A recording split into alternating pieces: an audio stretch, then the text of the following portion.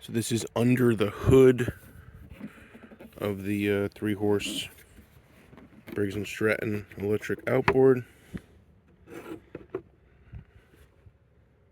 48-volt electric motor, all kinds of good wiring. And that's the controller plug that's giving me some problems, which I'm going to look at replacing. So this comes from the motor control box. It's an 8-pin connector. And when I turn,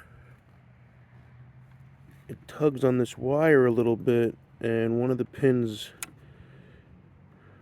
gets a bad connection.